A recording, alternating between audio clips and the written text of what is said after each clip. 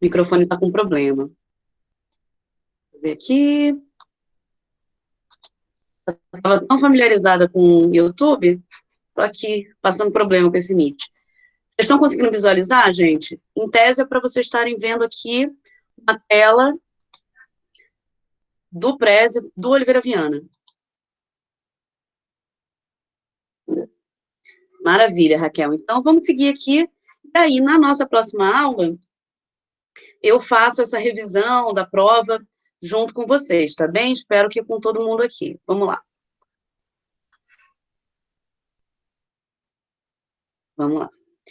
Então, o texto de hoje que eu passei para vocês foram alguns trechos do O Idealismo da Constituição, Oliveira Viana, né? Quero chamar a atenção que não é qualquer dia para poder debater um texto como esse, né? A gente tem visto aí uma série de dificuldades no processo eleitoral nos Estados Unidos, o atual presidente dos Estados Unidos, inclusive, se colocando, né, de maneira completamente equivocada, contrário aí a partes do processo, né, criticando sem provas, dizendo que existem fraudes, coisas que a gente já viu no Brasil de 2018, mas que assume uma gravidade muito grande. E no caso do nosso UFPB, a gente está diante aí de uma intervenção, o presidente Jair Bolsonaro, na data de ontem, nomeou o terceiro lugar na consulta eleitoral do UFPB para assumir a reitoria, né? Então ele foi terceiro lugar, na verdade, o último lugar,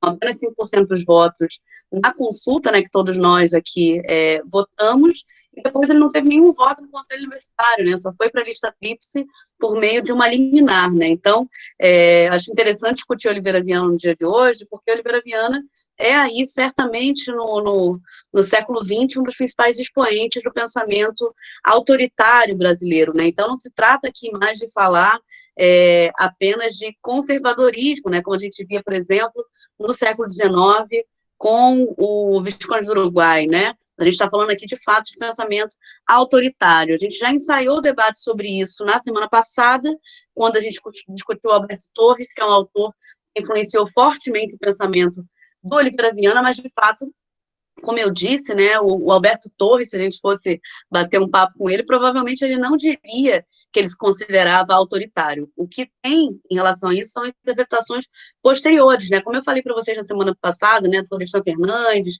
Guerreiro Ramos, né, exemplos que eu trouxe, né, mas muitos outros. Agora, o Oliveira Viana, para quem leu o texto, vai ver que, de fato, ele se considerava um pensador autoritário e defendia o autoritarismo e o idealismo da Constituição é exatamente um texto que ele escreve aí com o objetivo de defender a Constituição de 1937, que é nada mais, nada menos que a Constituição do Estado Novo, né, do período ditatorial no Brasil. Então, vamos lá, né, tal como em todas as aulas, eu vou começar aqui apresentando rapidamente o autor, entrando no contexto histórico, para depois discutir com vocês um pouco do pensamento mais geral e os elementos específicos do texto que eu coloquei aqui a leitura, né? E, mais uma vez, né, como eu tenho feito também, já no contexto histórico, eu vou conectar com o pensamento do Oliveira Viana, porque nesse texto aí de 39, né, está escrevendo logo pouquíssimo tempo depois, menos de 2 anos depois da outorga da Constituição de 37, muito do que ele está dizendo no texto, eu acabo debatendo aqui na exposição do contexto histórico, né? Então, uma coisa não está deslocada da outra, tá bem? E, como sempre, eu sempre digo, mas não custa avisar de novo, se quiserem colocar alguma questão, se tiverem alguma dúvida, algo específico em relação ao texto, eu estou aqui para a gente discutir, posso abrir o texto, discutir em detalhes com vocês, tá bem? Então, vamos lá. Começando aqui, né, por quem é Oliveira Viana, que consiste nos principais trabalhos dele, né, a obra dele. Então, Francisco José de Oliveira Viana, ele nasceu em Saquarema, no interior do Rio de Janeiro, na região dos Lagos do Rio de Janeiro, no final do século XIX, 1883. Ele foi historiador, sociólogo, bacharel em Direito, como grande parte, né, dos autores que nós lemos até agora. A gente ainda não tinha aí o estabelecimento de uma especialização das ciências sociais no Brasil, só vai começar a acontecer aí na década de 30, na USP, e começar, né, então vai ser um longo processo ainda. Então, aí os bacharéis, né, como grandes nomes do pensamento social e político brasileiro, do XIX e início do século XX, Foi consultor jurídico do Ministério do Trabalho, ministro do Tribunal de Contas e membro da Academia Brasileira de Letras e do Instituto Histórico Geográfico Brasileiro. Tirando aí, né, o idealismo na Constituição, que a gente vai se dedicar um pouquinho mais hoje, ele tem outros livros que são bastante relevantes, né? Populações Meridionais do Brasil, de 1920, o idealismo da evolução, na evolução política do Império da República, de 22, a evolução do povo brasileiro, de 23, percebam, né? Muitas publicações seguidas aí, eu coloquei aqui as principais, mas ele tem uma série de outras obras aí bastante relevantes, são uma grande produção. Problemas de Política Objetiva, 1930, Raça e Assimilação, 1932. Na semana passada, quando a gente discutiu o racismo científico e discutiu aí o diferencial do Alberto Torres em relação às teorias racistas e racialistas aí no final do século XIX, início do século XX, eu falei para vocês que parte da obra do Oliveira Viana é conhecida por essa defesa, né, primeiro, dessas teorias racistas aí, desse período, e também da defesa da miscigenação como uma forma de assegurar o embranquecimento do Brasil, né? Então ele vai defender aí essas políticas de migração massiva da Europa para o Brasil, acreditando na tese de que os brancos, que na concepção dele, né, e do próprio evolucionismo, do darwinismo social, são considerados uma raça superior, se vierem para o Brasil, por meio da miscigenação, levaria ao embranquecimento, né? Esse não é o foco na nossa aula de hoje, eu acabei abordando muito na semana passada, porque eu percebo que é um tema de interesse de vocês, e também porque tem relação com o Alberto Torres, né, que apesar de conservador, é um autor que é completamente contrário a essas teorias. E o Oliveira Viana é um autor muito influenciado pelo Alberto Torres, mas vai ser o contrário, vai ser favorável a essas teorias, e um dos livros no qual ele discorre sobre isso, né, em mais detalhes, está presente em outros também, é esse Raça e Assimilação, de 1932, e depois a Formação Étnica do Brasil Colonial, de 1932 também, né? E, certamente, a grande obra aí, né, que ainda é muito estudada hoje, do Oliveira Viana, é o Instituições Políticas Brasileiras, são 2 volumes que ele escreve em 1949, aí já observando no período posterior ao fim do Estado Novo, o que representou esse processo, né, enfim, aí em 1949. Mas hoje nosso foco é o idealismo na Constituição, que é de 1939, né, aí no calor do Estado Novo. Como eu estou dizendo aqui, né, no slide que eu coloquei para vocês, ele tem uma obra bastante controvertida, né, principalmente por causa dessa questão aí das políticas de embranquecimento, do racismo, e também por sua postura marcadamente autoritária, né? Então, posições conservadoras que sempre orientaram o trabalho do Oliveira Viana, e é considerado também, por outro lado, um marco de uma nova fase de interpretação dos estudos brasileiros. Não sei se vocês se recordam da aula da semana passada, né, do Alberto Torres, ele faz uma crítica às teorias que, primeiro, ele considera que são teorias muito abstratas, que não têm relação com a realidade brasileira, e que são teorias importadas, né? Então, não tem relação com a realidade, porque não observa a realidade, e, por outro lado, não tem relação com a realidade, porque tenta implantar no Brasil teorias que vêm dos Estados Unidos, da Inglaterra, da França, sem conectar com a nossa realidade, né? E o Oliveira Viana, ele vai seguir nisso também, numa lógica na qual você tem que analisar o Brasil de maneira empírica, e não a partir de ideias abstratas, né? Como se ele estivesse dizendo o seguinte, e isso é bastante importante, não dá para poder pegar o Brasil e querer fazer com que ele caiba dentro das ideias pré-concebidas, é o contrário, é o movimento contrário. É necessário entender o Brasil, compreender o Brasil, a partir disso, discutir quais são as instituições que devem ser criadas, discutir qual que é a legislação, qual que é a Constituição que está de acordo, né, com a nossa história, com a nossa cultura, com o desenvolvimento do povo brasileiro. Então, nesse aspecto, e é algo que ele destaca bastante nas instituições políticas brasileiras, ele ainda é considerado um marco aí dessa nova fase de interpretação dos estudos brasileiros. E ele vai falecer, como eu falei, né, nasceu em 1883, vai falecer no Rio de Janeiro em 1951. Eu não consigo ver aqui o chat enquanto eu estou ali naquela tela, mas Se quiserem se colocar, podem abrir o microfone tranquilamente, né? A Raquel não está conseguindo, mas a Leane, e colocar aqui no chat, que eu vou fazendo que nem no YouTube, indo e voltando, e a gente vai dialogando, tá bem? Vamos lá, entrando aqui no contexto histórico, né? Antes de chegar no famigerado Estado Novo, eu acho que a gente precisa trazer alguns antecedentes, né? Até porque na semana passada eu disse para vocês que eu não ia entrar muito no contexto histórico do momento em que Alberto Torres estava debatendo, mas no contexto intelectual, né? Que era esse debate dele com esses teóricos racistas, né? Então eu vou trazer esses antecedentes aqui, até para iluminar um pouquinho que a gente discutiu do Alberto Torres e aos poucos aqui chegando no Oliveira Viana, né? Então, o primeiro elemento é a Constituição de 1891. Pois bem, a gente se dedicou, no módulo 1 da disciplina, bastante, né, aos teóricos do século XIX, a Constituição que estava regendo ali a legislação brasileira e o debate no qual se dava, o debate intelectual no qual se dava ali entre conservadores e liberais do século XIX, é a Constituição outorgada de 1824, né, Dom Pedro I, com as suas modificações, né? Então, o ato adicional de 1834, de caráter liberalizante, e depois as leis do regresso de caráter conservador, né? Ali no final da década de 30, início da década de 40 do 19. Mas, ainda assim, a Constituição de 1824. Pois bem, com a proclamação da República em 1889, a gente tem aí o processo constituinte que cria a Constituição de 1891. Todo o debate que o Oliveira Viana está fazendo e que o próprio Alberto Torres fez no texto que ele tirou semana passada, é em relação, começa com a Constituição de 1891. Depois, o Oliveira Viana vai avançar nas críticas à Constituição de 1834 e depois fazer a defesa da Constituição de 1837. Então, vamos lá.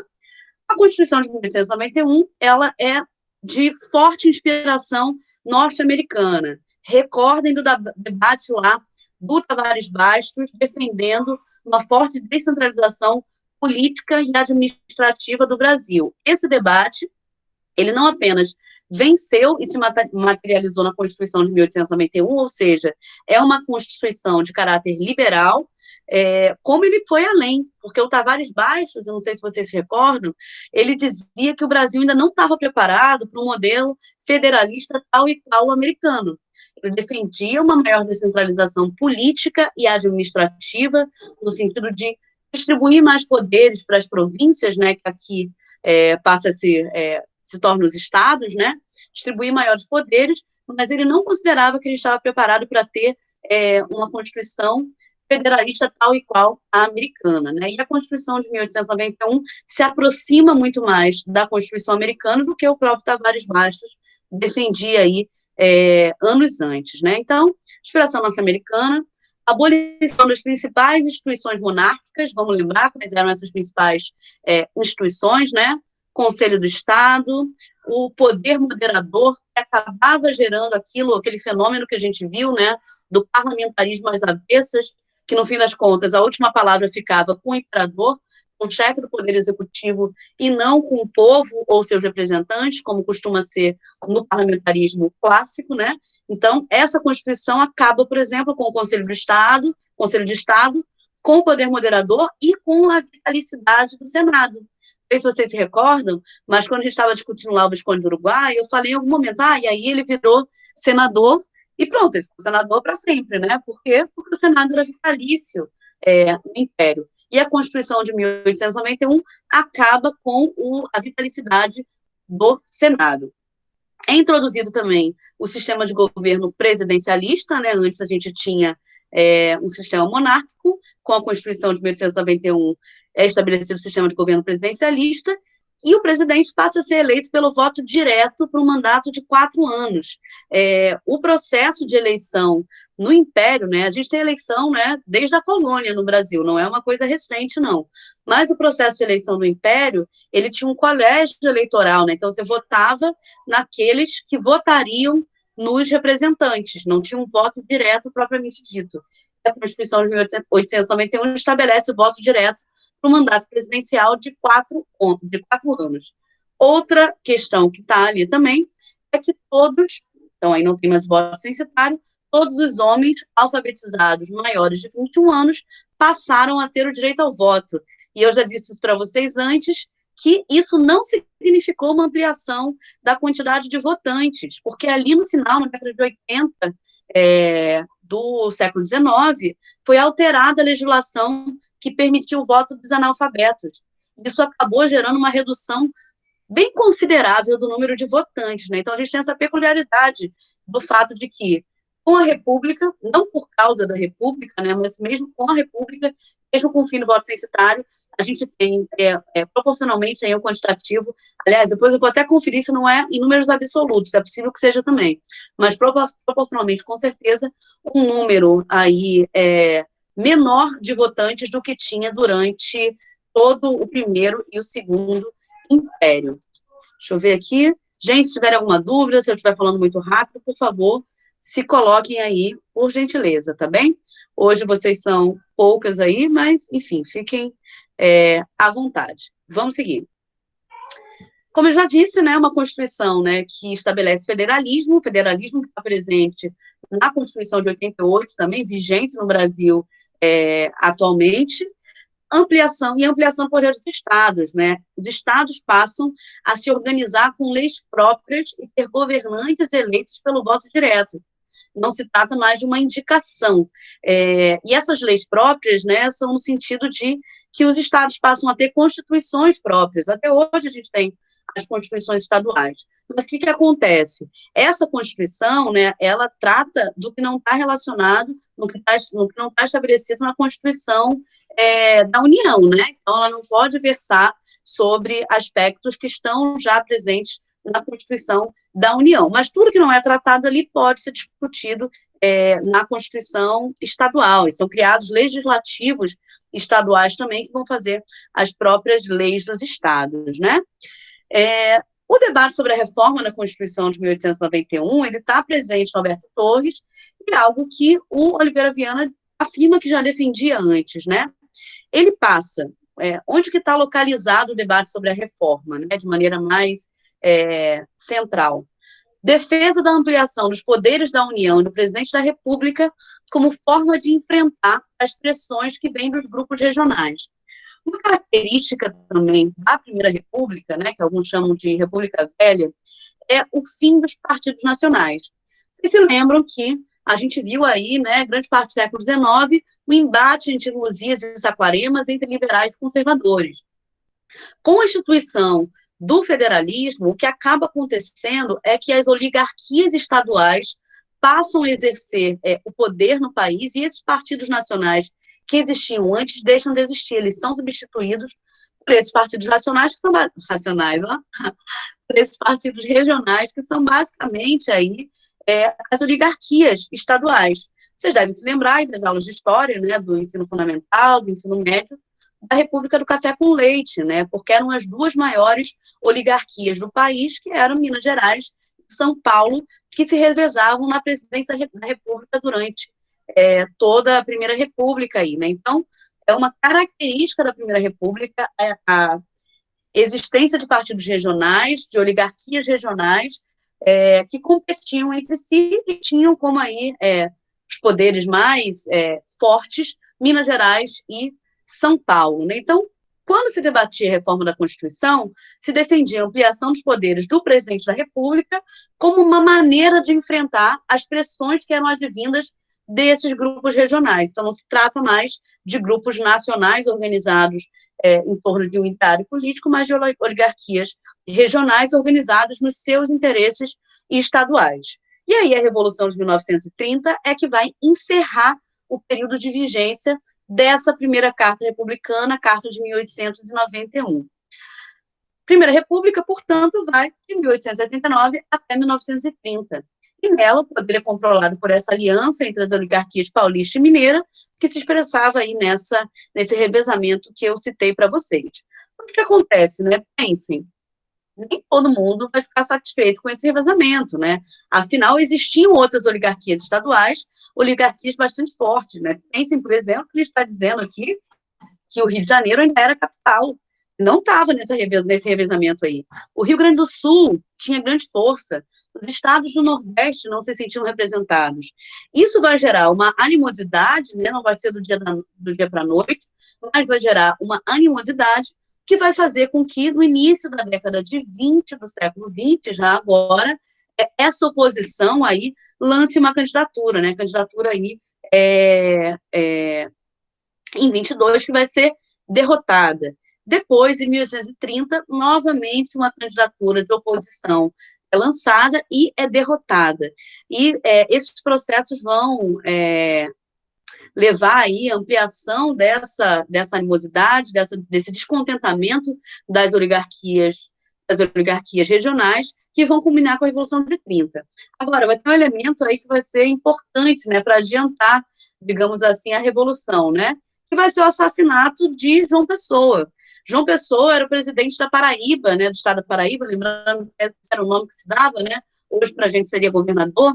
Ele era o presidente do estado da Paraíba e foi o candidato derrotado à vice-presidência na chapa da Aliança Liberal. Ele foi assassinado de maneira bastante repentina, né? Depois descobriram que, na verdade, era um crime passional, sabe? Não era não era um crime político, mas, enfim, isso foi utilizado para adiantar esse processo e estimulou adesões de oligarquias e de grupos que não tinham aderido ainda, né? Então, o próprio enterro do João Pessoa, né, foi uma grande mobilização política que acabou, né, exaltando ainda mais os ânimos, que levou aí a Revolução de 30. Então, estimulou as adesões, acelerou os preparativos para a deflagração da Revolução. Alçada a condição de mártir da Revolução, João Pessoa foi enterrado no Rio, e os funerais aí provocaram grande comoção popular, levando setores do Exército, né, que antes estavam reticentes ainda, a apoiar a causa aí, revolucionária. E aí as coisas se aceleraram, né? Então, entre outubro e dezembro de 1930, Washington Luiz, que foi o presidente eleito, né, representando aí Minas, o revezamento Minas e São Paulo, recebeu um ultimato de um grupo de oficiais generais que exigia a sua renúncia. Só que o Washington Luiz, ele não vai topar, ele não vai renunciar, né? Ele vai estar lá no Palácio Guanabara, lá ele vai ficar e ele não vai renunciar. E aí ele vai ser preso diante da sua negativa. A partir disso, se forma a Junta Provisória de Governo. Mas essa Junta Provisória de Governo não vai durar muito tempo, porque a oligarquia que vai se mostrar mais forte aí vai ser do Rio Grande do Sul, e, portanto, essa Junta Provisória vai transmitir o poder para o Getúlio Vargas. Então, eu coloquei aqui uma imagem para vocês, com uma linha do tempo, né? Então, 1930, governo provisório, 1934, governo constitucional. Alguém quer falar alguma coisa? Ah, tem alguém entrando. Olha aí. Matheus, você teve dificuldade para entrar na sala? Avise aí, porque a gente não está sabendo o que aconteceu aqui. Matheus? Enfim, depois você me diga, pode ser por microfone, pode ser por chat. A gente já começou a aula aqui, já tem um tempinho. Eu não fiz a correção da prova, vai ficar para a semana que vem, porque o quórum estava baixo, a aula acabou atrasando bastante tempo, né, porque a maioria da turma não estava entrando, então eu estou aqui discutindo Oliveira Viana, tá? Então, na semana que vem, a gente começa com a correção da prova, tal como eu fiz hoje com a turma da manhã. Depois me diz aí se você teve algum problema ou só se atrasou mesmo. Então, vamos lá, voltando. 1930, governo provisório. 1934, governo constitucional. 37, Estado Novo. 45, fim do Estado Novo, redemocratização, né? Então, aqui, em 30, a gente tem a Revolução. 34, a eleição indireta do Vargas, né? Ele, de fato, é eleito presidente, mas por uma eleição indireta, que se dá pela Constituinte, pelos integrantes da Constituinte, essa sim eleita. Golpe de Estado em 37, redemocratização em 1945. Alguns outros elementos aqui do contexto histórico que eu acho que podem ajudar aí a compreender os argumentos que o Oliveira Viana traz para a gente no idealismo da Constituição. Deu uma água aqui, porque falando aqui seguido sem vocês fica difícil, mas vamos lá. Vocês devem se lembrar da Revolução Constitucionalista, né? Foi, na verdade, um levante desencadeado em 1932 em São Paulo, né? Acabei de falar que durante toda a Primeira República existia um revezamento entre São Paulo e Minas Gerais, eram as grandes oligarquias que dirigiam o país naquela época. Então, pensem o que acontece com São Paulo após a Revolução de 30, em que um gaúcho assume aí o governo do país, né? Então, ocorre ali um descontentamento por parte dessa fortíssima oligarquia aí da Primeira República. Fora que, nesse período inicial, a Constituição de 1891, que tinha estabelecido eleições diretas, nesse período pós-revolução, é estabelecida intervenção nos estados. Então, é o Vargas designando quem vai governar São Paulo. Daí, os paulistas não aceitam essa situação e fazem esse levante aí de 1932, exigindo que a revolução se normalize, que a revolução deixe de ser revolução e passe a ser um Estado com uma Constituição, com leis, com participação política, né? Enfim, a Revolução Constitucionalista, ela dura aproximadamente 3 meses, e assim, são 3 meses de combate mesmo entre os rebeldes e as forças legalistas, né, na rua, enfim, são milícias organizadas, né, com armas mesmo, sabe? Então, isso dura 3 meses, mas o que acontece é que não existe uma adesão de outras oligarquias à Revolução Constitucionalista, né? Então, ela acaba sendo, ainda que não tão facilmente, né, durou 3 meses, ela acaba sendo deflagrada aí pelas forças do Estado, né, da União. Agora, essa revolta, de certa maneira, ainda que tenha sido deflagrada, ela vai alertar o governo que já era o momento de convocar eleições, de fazer uma Constituição que, se isso perdurasse durante muito tempo, poderia ter insatisfação de outros estados, né, de outras oligarquias que não apenas São Paulo, que a própria São Paulo seguissem a aceitar, né, lembrando que, em termos econômicos, São Paulo era uma grande força e seria muito difícil aí que o governo perdurasse, mantendo um conflito constante com São Paulo, né, com guerra campal na cidade de São Paulo, como aconteceu aí em 32. Né? Então, isso foi um alerta para o governo Vargas. E, em maio de 1933, ocorrem as eleições para a Assembleia Nacional Constituinte, que iria preparar a Constituição de 1934.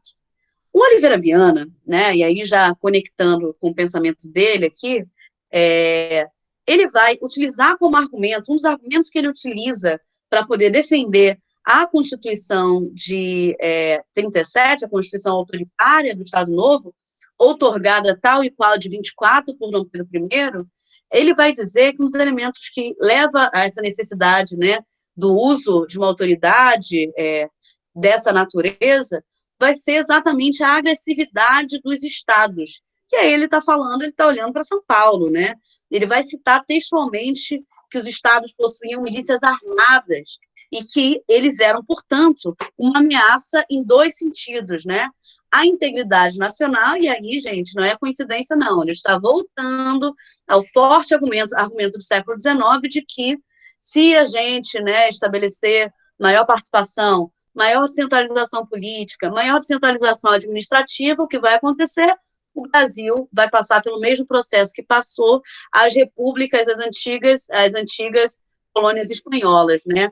A desintegração do território. Então, ele vai utilizar novamente esse argumento, argumento clássico do conservadorismo brasileiro do século XIX, da ameaça à integridade nacional. Só que aqui, a partir do poder que ele considera que foi dado para os estados pela Constituição de 1891, quando estabeleceu o federalismo, e dessas milícias armadas que ele registra aqui, que de fato estavam presentes aí na Revolução Constitucionalista. Então, vocês veem aí a relação entre o que tinha acabado de acontecer ali em 32 e como Oliveira Viana, né, utiliza esse fato aí histórico para poder reforçar o seu argumento e reforçar a sua defesa da Constituição de 37, do Estado Novo e de uma postura autoritária, centralizada, de forte centralização do poder no presidente da República.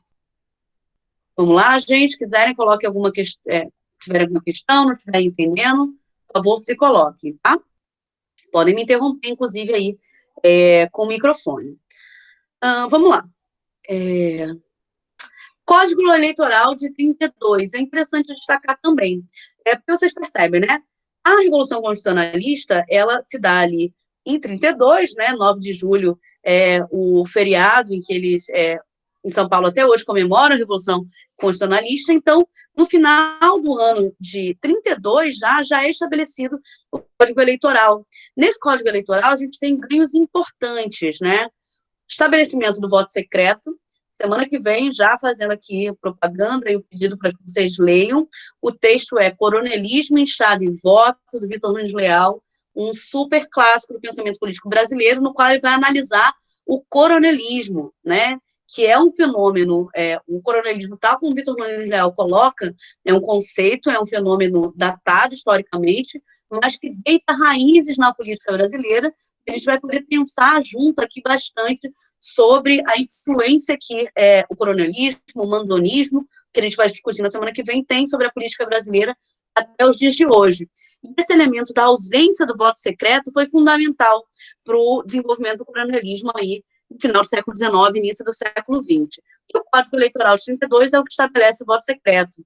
Estabelece também o voto feminino, né? Então, a gente vai ter, a partir disso, inclusive, a primeira mulher que vai na Câmara, no caso, não na Câmara de Deputados, né, a primeira parlamentar nacionalmente eleita, que vai ser constituinte, né, vai participar aí da Constituição de 1934.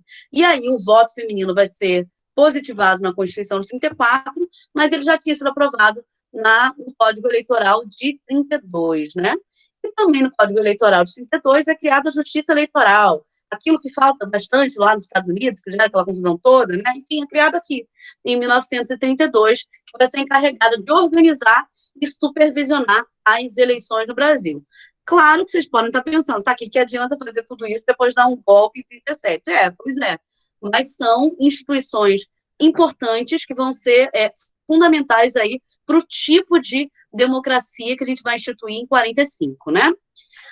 Seguindo aqui, Constituinte, né, de 33 e 34, Constituinte 34, serão meses de intensa articulação e disputa política entre o governo e os grupos que compunham a Constituinte, né? Pensem, gente, esse é um momento aqui de bastante efervescência política, né? A Revolução acabou de acontecer em 30, né? Enfim, Revolução Constitucionalista em 32, lembra um pouco aquele período que a gente discutiu ali da abdicação de Dom Pedro I. Lembra que a gente falou, né, que o próprio Paulino, né, futuro Visconde de Uruguai, assume muito jovem postos importantes politicamente, toda a sua geração, muitas ideias, muito embate de ideia, né, acontecendo. Por quê? Porque era um momento de troca de guarda, né, então de um momento ali de rearticulação política, de uma constituição de uma nova elite política no Brasil. É exatamente isso que está acontecendo aí no início da década de 30. Então, pensem como que não vai se dar o debate na Constituinte dentro desse contexto, né? Então, foi, de fato, um momento aí de intensa articulação e disputa política, né? Não só o governo ali defendendo as suas pautas, mas tem uma série de outros grupos em debate dentro da Constituinte. Então, para os outros, para o governo, a futura ordenação jurídica do país devia incorporar um conjunto de mudanças que vinham sendo promovidas no campo social, político e econômico, né? Vocês devem lembrar aí de Vargas, né? Muito fortemente pela questão da legislação trabalhista, de uma série de avanços em termos de política social. Então, o governo estava muito nesse sentido, já em 34, já tinha algumas políticas nesse sentido, estavam querendo colocar isso na Constituição, né? Porque uma coisa é uma política de governo, outra coisa é uma política de Estado. Então, é importante que seja legislação, principalmente, né, no caso da Constituição, porque depois você tem mais dificuldade de poder alterar. Então, era essa movimentação que o governo estava fazendo. Essas posições também eram defendidas por lideranças tenentistas, né?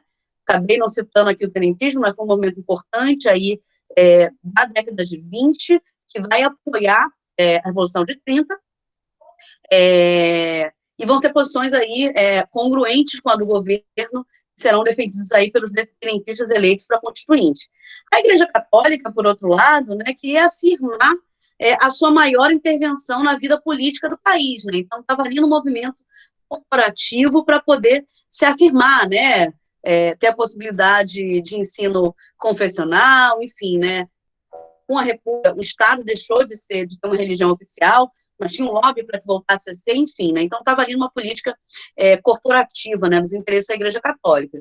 Os grupos oligárquicos, né, estavam demandando que a nova Constituição assegurasse aos estados um papel de relevo.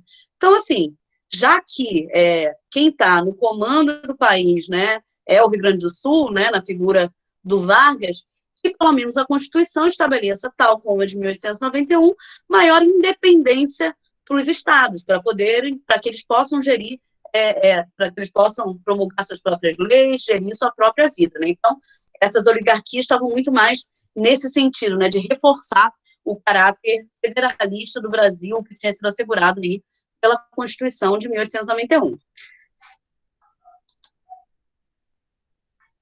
Fez um barulho de microfone, achei que era algum de vocês, mas acho que não, acho que alguém só abriu o microfone aqui. Então, vamos seguir. E aí eu quero falar de duas forças políticas que são bem importantes nesse momento aqui. E são importantes para a própria argumentação do Oliveira Viana. A primeira, eu acho que foi até o Matheus na aula passada que perguntou, é a Ação Integralista Brasileira, e a segunda, a Aliança Nacional Libertadora. Não confundam com a Aliança Liberal Nacional, tá? Que é aquela que era a oposição ali às oligarquias, que perdeu as duas eleições seguidas ali na década de 20, né? São coisas bem diferentes, vocês vão perceber. Ação Integralista Brasileira, né? Uma organização política de âmbito nacional que é fortemente inspirada no fascismo italiano. Ela vai ser fundada pelo Plínio Salgado em 1932. O Manifesto Integralista, ele defende, em linhas gerais, esses pontos aqui, ó. Nacionalismo, lembra que eu falei na semana passada, o Alberto Torres, né?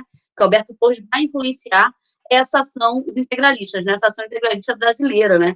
A partir da sua perspectiva nacionalista, mas também corporativista, né? Se trata de representar não os indivíduos, mas os grupos, né? Isso o Alberto Torres já defendia, e é parte aí do Manifesto Integralista. Combate frontal aos valores liberais, mais um dedinho aí de Alberto Torres no pensamento integralista, e também rejeição do socialismo como modo de organização social. Então, tal como Alberto Torres, eles são antiliberais, antissocialistas, nacionalistas e corporativistas. Isso é a base do manifesto integralista, do programa integralista. E o lema é Deus, Pátria e Família. Qualquer coincidência com o presente, enfim, é com vocês. A AIB, né, como era conhecida a Ação Integralista Brasileira, na verdade, foi o primeiro partido político de massa organizado nacionalmente no Brasil. É bastante impressionante o tamanho que eles assumem em tão pouco tempo. Então, só para vocês terem uma ideia, eles são criados aí, como eu disse, em 1932. Em 36, existe uma estimativa de que o total de membros da Ação Integralista Brasileira era estimado entre 600 mil e 1 milhão. Vocês terem uma ideia, gente, hoje, o partido que tem o maior número de filiados no Brasil, o MDB, ultrapassa só um pouquinho a barreira dos 2 milhões. Vamos lembrar o número exato aqui, mas é um pouquinho mais do que 2 milhões. Uma população muito maior do que de 1933, de 36. Qualquer grande partido do Brasil hoje, muito maior do que o PMDB, do que o PT, do que o PSDB, enfim, do que qualquer um, proporcionalmente. E tudo isso se deu não num longo processo de construção, entre 32 e 36. Então, é realmente assombroso aí a capacidade de mobilização dos integralistas nesse período. A Aliança Nacional Libertadora, que é o que eu vou falar mais em detalhe mais à frente, foi fundada no ano anterior, né, em 35, por setores de esquerda, e também obteve expressivo crescimento. E aí o que aconteceu? Como a Aliança Nacional Libertadora também cresceu muito, e também tinha caráter nacional, eles começaram a se enfrentar na rua, então tinha um conflito de rua entre os integralistas e a Aliança Nacional Libertadora, né, entre os dois, entre os militantes dessas duas organizações, uma de esquerda e outra profundamente não só conservadora, como autoritária, né? Os integralistas apoiam o golpe de 37, mas aí eles sofrem um golpe, porque mesmo tendo apoiado o golpe de 37, tendo, inclusive, forjado o documento que foi utilizado para sustentar o golpe de 37, os integralistas são proscritos, né, são proibidos de exercer funções políticas por Vargas em 37 mesmo, né? E aí o Plínio Salgado ele vai tentar fazer um levante depois disso, mas também vai ser fortemente reprimido e vai ter que parar no exílio. Então, apoiou o golpe e depois foi golpeado pelo chefe do golpe, né? Enfim, a Aliança Nacional Libertadora congregava, gente, estou falando esquerda, mas, assim, tem muitos grupos dentro do que era a LN, perdão, a ANL. Congregava comunistas, socialistas, os tenentistas, que agora já tinham rompido com Vargas, liberais, católicos, né, de esquerda, e pregavam a formação de um governo popular nacional revolucionário. Tinham relações aí com Moscou, com a Terceira Internacional, não à toa, quando eles tentam fazer o levante de 35, eles o fazem a partir de orientações aí da própria Terceira Internacional. Então, programa: luta contra o latifúndio, o imperialismo, defesa da reforma agrária e das liberdades democráticas, suspensão do pagamento da dívida externa brasileira e combate ao nazifascismo, que, no caso brasileiro, se expressava nessas organizações fascistas, né? Mais fortemente aí, com certeza, no integralismo, mas vocês vão ver, vocês já devem ter ouvido falar disso também, que a Constituição de 37 ela vai ter contornos fortemente fascistas também, né? Então, fazia sentido que tivesse no programa da ANL esse combate aí ao nazifascismo, mesmo não sendo um fenômeno que existia tal qual na Europa, aqui no Brasil. Então, como eu disse, né, em abril de 35, sob o impacto de várias greves, o Congresso Nacional vai aprovar a Lei de Segurança Nacional, né, que vai aí colocar a ANL na ilegalidade. Então, eles não tiveram nem um ano enquanto uma organização legal, porque o próprio Congresso vai aprovar essa Lei de Segurança Nacional que vai colocar a ANL na ilegalidade em 11 de julho. Então, aí, diante dessa situação de restrição na sua atuação política, os dirigentes do Partido Comunista do Brasil, como eu disse, com o aval da Internacional Comunista, vão decidir, então, promover a derrubada do regime de Vargas pelas armas. E aí, gente, vai ser um processo que não vai se nacionalizar, mas também não vai ser num canto só, não. Vai ter um levante em Natal, né, Rio Grande do Norte, vai ter um levante no Recife e vai ter um levante no Rio. Os levantes no Recife e no Rio, eles vão ser reprimidos de maneira muito simples. Contudo, em Natal, vai durar durante 3 dias, se eu não me engano, depois eu confirmo para vocês. Em Natal vai ser estabelecido o governo popular revolucionário, então vai ter uma experiência lá de governo popular revolucionário curta, né? Mas, enfim, vai ocorrer a partir aí desse levante de 35. Pois bem, haverá uma resposta a esse levante, né, que vai ser deflagrado, vai ser reprimido, como eu disse. Logo em seguida, com o apoio de 2/3 dos parlamentares, o Vargas vai conseguir aprovar uma série de medidas repressivas que vão cercear cada vez mais, e agora, não apenas os movimentos, os grupos, os partidos. Agora, essas leis, né, essas medidas, vão cercear também o poder legislativo. Então, mais uma vez, olha aí a ironia. O próprio poder legislativo vai aprovar medidas que vão cercear a sua atuação.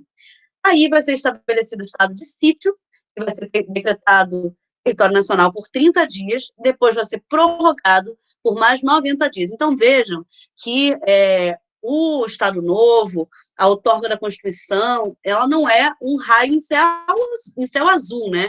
É um processo, esse processo de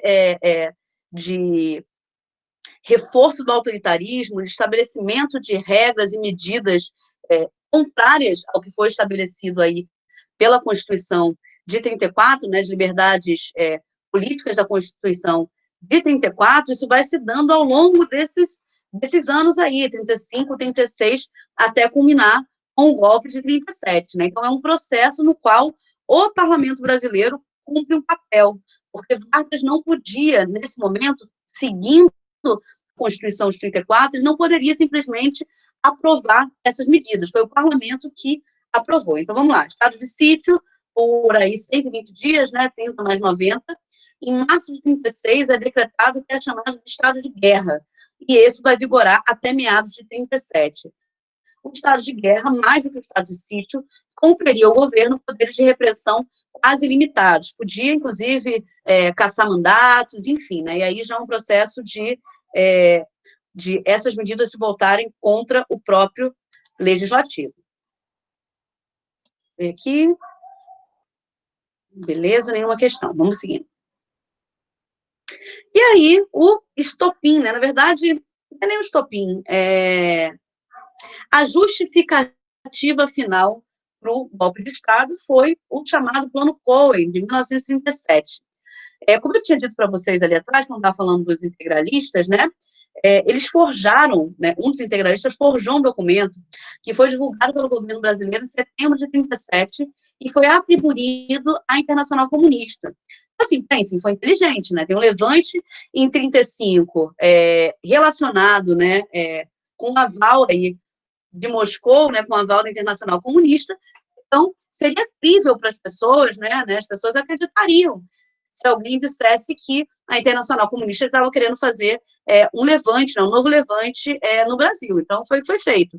Documentos divulgados pelo governo brasileiro, setembro de 37, atribuído à Internacional Comunista, que continha um suposto plano para a tomada de poder pelos comunistas. Só que anos mais tarde, a gente ficou sabendo, foi comprovado que o documento, na verdade, foi forjado, não existia, com a intenção de justificar a instauração da ditadura do Estado Novo em novembro de 37. Na verdade, gente, primeiro que os comunistas não tinham essa capilaridade, né, essa organização, tanto é que só conseguiram, né, fazer o levante aí de maneira mais organizada em 3 estados, né, e parte deles já estavam presos, inclusive, né, vocês devem lembrar aí da Olga Benário, que foi enviada para um campo de concentração por Getúlio Vargas, né, ela era alemã e judia, já estava, né, durante aí o governo de Hitler na Alemanha, então ela foi enviada para a morte, na verdade, né. Então, esse é um caso emblemático, o caso Marighella também, que foi torturado aí durante o governo Vargas, então estava completamente sem forças, né, para atuar, enfim. Mas a questão é que foi o pretexto utilizado para o golpe de Estado. Então, aí, Plano Cohen, Getúlio Vargas consegue, com isso, mobilizar o exército brasileiro em prol do golpe de Estado e consegue cancelar as eleições que deveriam acontecer, as eleições presidenciais que deveriam acontecer em 1938. Então, isso é basicamente o que a gente conhece como autogolpe, né? Getúlio era o presidente eleito, ainda por um colégio eleitoral, o presidente do país, e deu um golpe aí para concentrar os poderes, né, na sua figura e seguir como presidente do país, impedindo aí as eleições que deveriam acontecer em 1888. Pois então, vamos entender aí o que foi a Constituição de 37.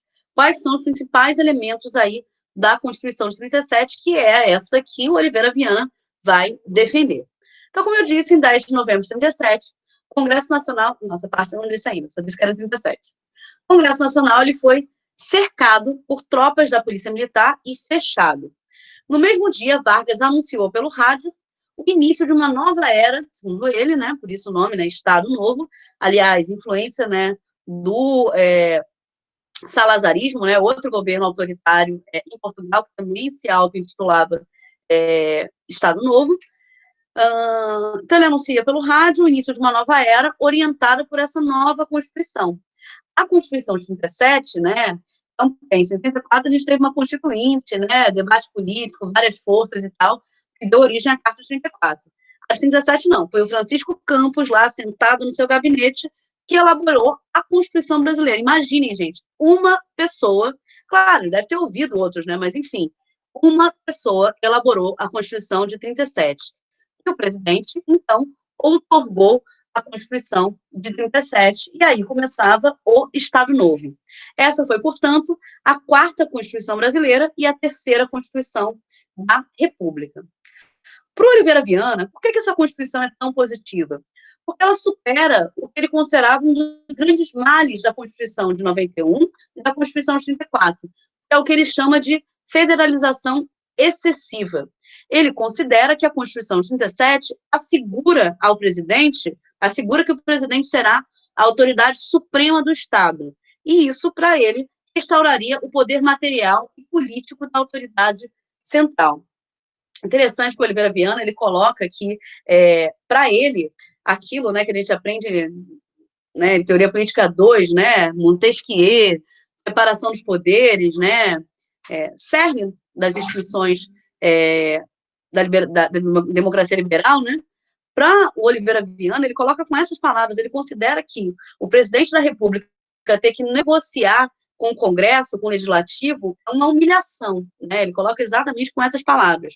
E por isso que ele vê que na Constituição de 37 fatores muito positivos, exatamente porque está assegurando essa autoridade suprema na figura do presidente da República. Então, vou aqui passar para vocês alguns pontos, um resumo aqui de alguns pontos do que foi elementos centrais que definem a Constituição de 37.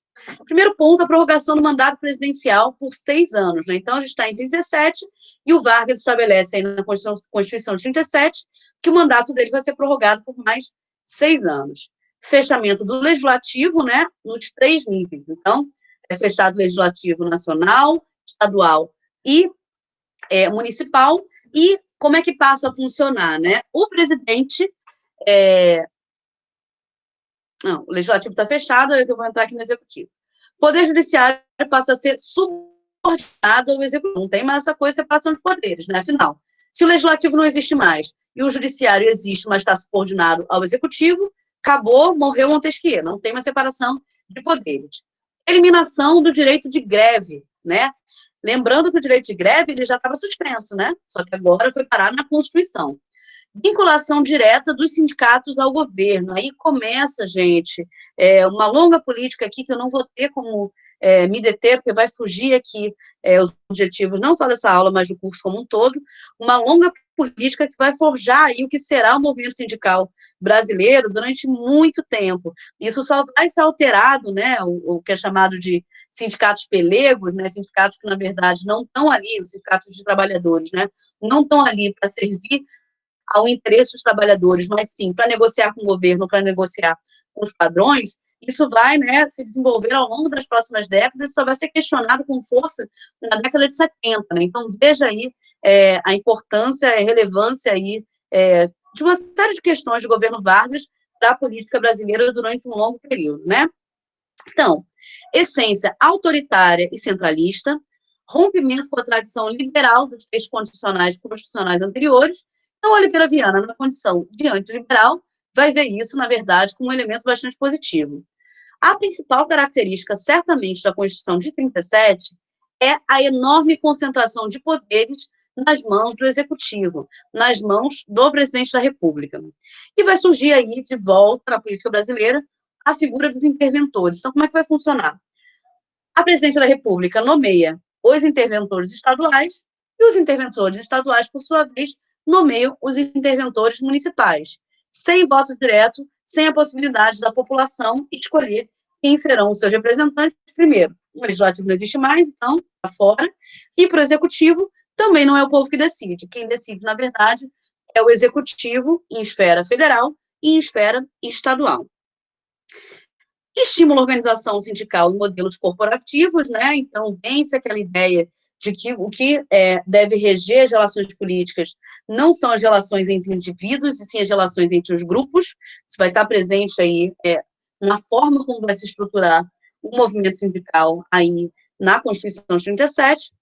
Parlamentos e partidos que já eram considerados aí como produtos espúrios da democracia liberal vão ser descartados. Também não pode ter mais partido político no Brasil do Estado Novo. Outro elemento que o Oliveira Viana vai ver com muito bons olhos. Na argumentação dele, os partidos não têm organização nacional, não têm um ideário político, são também facções de interesses que estão em desacordo com os interesses da nação. Eu não sei se vocês tiveram acesso, acredito que não, porque isso é uma literatura eu costumo dar na minha letiva sobre o sistema político partidário, né, que demonstra como, no século, durante muito tempo, a palavra partido foi vista como de maneira muito negativa, né, porque partido é parte, se é parte, significa que existem opiniões distintas, né, e durante muito tempo se teve, assim, essa ideia de que existia uma noção de um ideário nacional, né, o próprio Rousseau, com a percepção de uma vontade geral, e era como se os partidos fossem contrários a isso, né? Então, durante séculos, partido era visto como negativo ou como sinônimo de facção. Facção é uma percepção de que são grupos que se organizam em torno de interesses individuais, de interesses próprios, e não em torno dos interesses, né, ditos interesses da nação. Gente, me dá só um minutinho aqui, peraí. Consigo fazer uma coisa aqui para me evitar um problema mais à frente. Peraí. Não consegui. Vida que segue. Vamos lá. E aí, o Oliveira Viana, quando ele vai falar dos partidos, ele traz essa percepção dos partidos do século XVIII, né? Esse debate de que partidos, na verdade, são facções de interesses, né? Fazendo essa contraposição ao que ele considera do interesse nacional. Depois a gente entra um pouquinho mais nisso. A Constituição de 37 previa a convocação de uma Câmara Corporativa com poderes legislativos, só que isso jamais aconteceu. Outra coisa que o Oliveira Viana coloca no texto dele, como uma possibilidade, ele não diz diretamente, mas dá a entender que ele considera que isso seria positivo, né? Então, o que seria essa Câmara Corporativa? Ao invés de escolher indivíduos que fazem parte de partidos para poder nos representar na Câmara, se escolheria, na verdade, grupos, né? Então, o grupo dos empresários, dos trabalhadores, enfim, para poder fazer essa representação corporativa. Mas isso nunca aconteceu, ainda que tivesse prevista a possibilidade na Constituição. Isso dependeria da realização de um plebiscito que referendasse, né? Mas isso também jamais aconteceu. Bom, eu já tinha dito as relações aí umbilicais entre Estado Novo e fascismo. O Estado Novo ele foi instaurado no Brasil ao mesmo tempo que se dava uma onda de governos autoritários que varria a Europa, né? Então, Mussolini chega ao poder na Itália em 1922, Salazar em Portugal em 1932, né, e vai inaugurar aí uma longuíssima ditadura em Portugal. Hitler foi feito chanceler na Alemanha em 33 e depois se torna o chefe supremo do nazismo. Aí mais uma coincidência, né? Grande parte da centralização do poder que o Hitler conquista se dá também baseado em uma mentira, né? Para vocês verem, né, que fake news não é de hoje, porque plano Cohen é fake news também, né? No caso do Hitler, é o incêndio do Reichstag, que na verdade é o Congresso Nacional Alemão, né? Tem um incêndio nesse congresso, né? E é um lugar assim que chama muita atenção, né? Uma cúpula de vidro, assim, enfim, a cena do Reichstag pegando fogo, né? É muito, muito forte. E o Hitler utiliza isso, diz que isso foi feito pelos comunistas e pelos social-democratas, né, pela esquerda alemã, e ele vai se utilizar disso também para tomar medidas de centralização do seu próprio poder, né? Então, as táticas aí bastante similares, né? Nesse período também ocorre a Guerra Civil Espanhola, né? Então, em 36 e 39, a Guerra Civil Espanhola vai determinar, né, o desfecho da Guerra Civil vai ser a ascensão de outro ditador, né? Que também, tal como Salazar, vai perdurar aí por décadas enquanto chefe aí, né, da Espanha, né, uma autoridade máxima aí que vai ser o Franco. E a doutrina Estado-novista, ela vai propor a concentração de poder no Estado. E esse Estado ele vai ser visto como única instituição capaz de garantir a coesão nacional e realizar o bem comum. A questão que a gente se coloca é quem define qual é o bem comum, né? Então, só para vocês aí pensarem. Né? Isso aqui, essa coisa da coesão, né? O próprio fascismo vem de feixes juntos, né? Enfim, como se for. Depois eu procuro uma imagem aqui para poder ilustrar para vocês. Essa lógica da coesão, né? Todos são parte da nação, não é permitido pensar diferente, enfim. aqueles que pensam, falam e tentam se organizar contra as ideias personificadas aí no governo central, sofrem as consequências disso, né? O governo Estado Novo, né, o Estado Novo, ele vai recuperar práticas autoritárias da tradição brasileira, não está inventando, tem coisas que ele não está inventando, não, e a gente já viu aqui bastante no módulo 1. Agora, um diferencial em relação a essas práticas autoritárias é a incorporação da propaganda e da educação como instrumentos aí de adaptação à nova realidade social. Se vocês forem lembrar do Weber, né, das aulas de Weber que vocês já tiveram, enfim, se tivesse os outros alunos aqui, alguns de vocês, inclusive comigo, vocês vão lembrar que a melhor forma de assegurar e, né, de garantir a legitimidade do exercício do poder não é utilizando a força, né? A melhor forma de se fazer isso é por meio de convencimento. Então, o uso da força, ele é extremamente eficaz, mas ele tem uma limitação. Ele gera revolta, enfim, ele tem um limite. Você não pode utilizar a força contra o seu povo o tempo todo. E aqueles que estavam aí pensando o Estado Novo compreendiam isso. E, dessa maneira, buscaram fazer reformas, né, educacionais bastante estruturantes aí, e foi criado aí o Departamento de Imprensa e Propaganda, o DIP. A Voz do Brasil, né, que existe até hoje, mas agora está essa confusão, cada canto num horário, cada rádio no horário, ela foi criada nesse período, né? Então, Getúlio Vargas, no momento em que o rádio chegava na casa de grande parte dos brasileiros, né? Getúlio Vargas falava diretamente com as pessoas. Outra característica aí, tirar o intermediário, né? Então, é o chefe político falando diretamente com o povo, não tem intermediação de partido, por exemplo, né? E aí, lembrem-se disso, porque quando a gente for debater populismo, com o VFOR, vocês vão ver que essa é uma das características do que o VFOR define como populismo, né? Essa ausência de intermediação entre o líder e a massa, né? E isso vai se dar muito fortemente pelo Departamento de Imprensa e Propaganda. Se jogarem no Google aí, DIP, Getúlio Vargas, vocês vão ver várias peças publicitárias, né? Getúlio com criancinha, anunciando todo ano, todo 1º de maio, ele ia para São Januário, que é o estádio do Vasco da Gama, no Rio de Janeiro, anunciar, né, em grande, né, um estádio lotado, imagina, assim, anunciar mudanças positivas para os trabalhadores, né, anunciar mudanças aí na perspectiva de direitos sociais. Então, uma utilização da propaganda muito forte, que também estava presente de maneira profunda aí, não tanto no fascismo, mas principalmente aí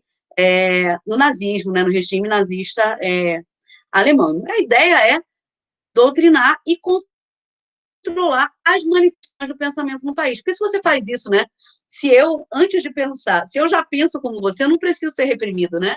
Então, o Estado Novo começa com essa política de repressão, de um lado, e, por outro, com essa política de controle da própria formação desse pensamento, por meio da propaganda e por meio da educação. Então, vamos combinar que não faltava aí inteligência e organização aí para esses que estavam pensando o Estado Novo. Aqui o Matheus me falando, né, do fasci, né, do fascismo, né, fasci, sei lá, não falo italiano, que era uma arma romana utilizada em julgamentos que consistia em várias hastes juntas com uma machadinha na ponta. Sim, mas tem a coisa também da união das hastes num feixe, Matheus, né? Então, tem essas duas origens, mas você tá correto. Mas a questão central é que é uma união, né? Você não pode ter nenhum tipo de separação, não pode ter nenhum tipo de pensamento divergente. Então, você faz isso de duas maneiras, né? Convencendo as pessoas a pensar como você e reprimindo aqueles que não pensam como você. É isso que o fascismo fez e é isso que o Estado Novo fez também. E aí, a relação entre o Estado Novo e o pensamento de Oliveira Viana, de maneira mais detida, a gente já falou sobre isso ao longo de toda a aula, mas só para pontuar aqui para vocês. Valorização da missão histórica da nação, representada pelo Estado, pela figura do presidente da República, né, que é o que o Oliveira Viana defende. Limitação dos direitos individuais, né, aqueles que não entravam em conflito com as necessidades do Estado soberano. Não é que as pessoas deixaram de ter direitos individuais. Aqueles que estão pensando igual ao Estado soberano, beleza. Agora, os que não estão serão reprimidos. ênfase no significado da elite como corporificação do gênio do povo. Isso aqui é importante, gente.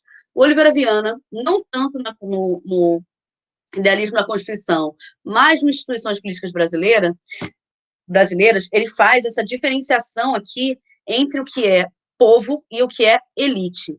E ele vai dizer que o grande problema da elite brasileira, e isso é Alberto Torres também, tá? Ainda que não com essas categorias, mas origem do pensamento do Alberto Torres, ele vai dizer que o seguinte, o grande problema da elite brasileira é que ela se inspirava no pensamento anglo-saxão ou no pensamento francês, tanto intelectual quanto político, e não olhava para a cultura, para os modos de viver do seu próprio povo. E daí criava leis, constituições que estavam completamente descoladas do que era o povo. E o Oliveira Viana vai dizer o seguinte, na real, nenhuma constituição funcionou no Brasil, porque ela estava desconectada com as práticas, a vida e o dia a dia do povo brasileiro. Ele vai dizer o seguinte, para uma Constituição funcionar, para uma legislação funcionar, é necessário que ela seja a corporificação do gênio do povo. Então, esse povo, na concepção do Oliveira Viana, é um povo autoritário, né?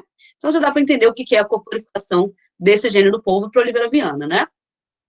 Solidariedade entre capital e trabalho, assegurada pela estrutura corporativa. Então, não se trata, por exemplo, né, de os trabalhadores se organizarem, né, nos seus sindicatos, fazerem greve ou utilizarem qualquer outro instrumento de pressão pelos seus direitos, né, pressão tanto em relação ao empregador, aos patrões, como ao capital, né, quanto em relação ao governo. Isso foi um processo que se deu de maneira também forte aí, principalmente pelo movimento anarquista, mas não só, né? Teve um processo aí de organização dos trabalhadores na década de 10, na década de 20, que culminou aí com muitas greves, né? Na década de 20 também aí no começo, aí, 34, 35, né? Que inclusive gerou ali a Lei de Segurança Nacional. Ele está defendendo que não deve ser assim, que na verdade deve existir uma solidariedade entre capital e trabalho. É possível chegar num acordo entre esses dois polos que seja bom para todo mundo. É o famoso jogo de ganha-ganha. E que isso seria assegurado pela estrutura corporativa. Então, a representação dos sindicatos, que vai sentar na mesa, você tem o sindicato dos trabalhadores, que senta na mesa com o sindicato patronal, e ali faz um acordo, por exemplo, salarial. Então, não tem greve para pressionar o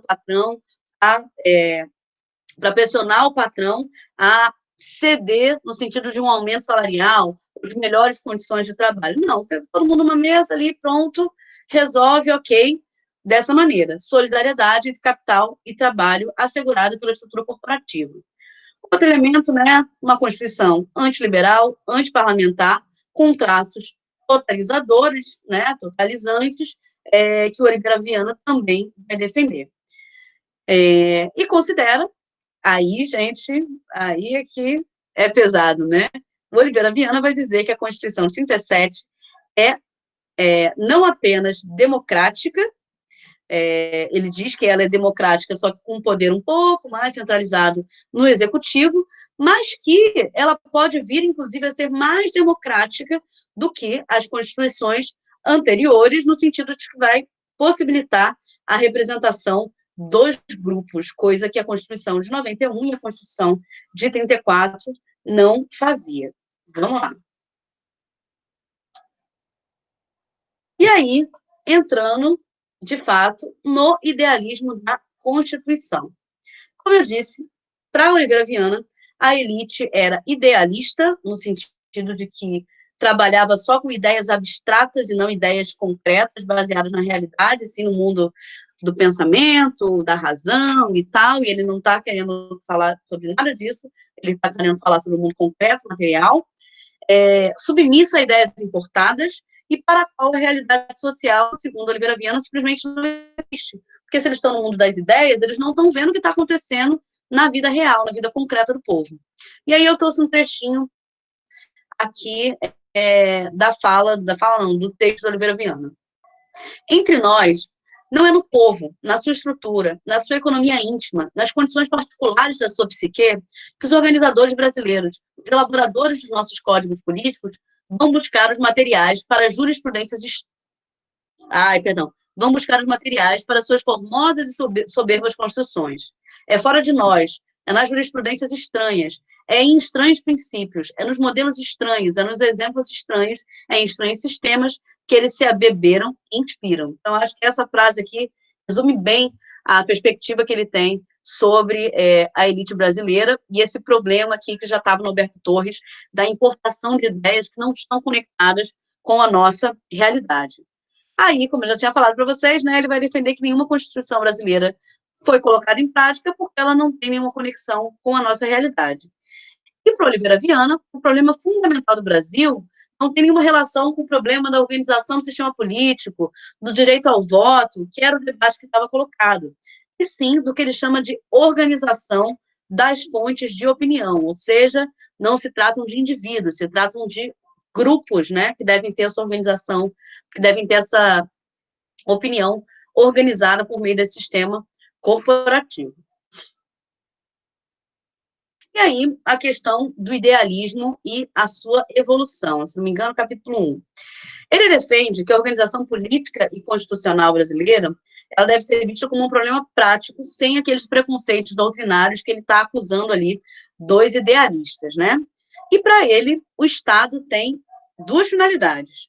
Defender a sociedade, na verdade, uma, né, dividida em duas partes. Defender a sociedade contra seus inimigos internos e externos, ou seja, o Estado deve se organizar, né, o exército e tal, de tal forma que ele não sofra com a invasão exterior, não só isso, né, por exemplo, a gente pode pensar no protecionismo, né, econômico, como elemento de defesa em relação a ataques exteriores também, não é só guerra, não é só de guerra que se trata, mas também contra os seus inimigos interiores.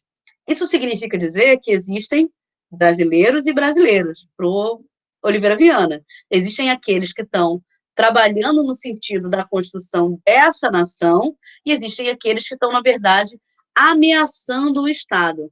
Contra aqueles que estão ameaçando o Estado, para ele, o Estado deve agir no sentido de reprimir, prender, exilar, enfim, não vai falar com essas palavras, mas ele vai dizer que esses são inimigos de todos os outros, são inimigos da nação brasileira. Então, portanto, sendo essa a finalidade do Estado, defender a sociedade, as medidas que forem necessárias, que forem consideradas necessárias para fazer essa defesa, que sejam tomadas.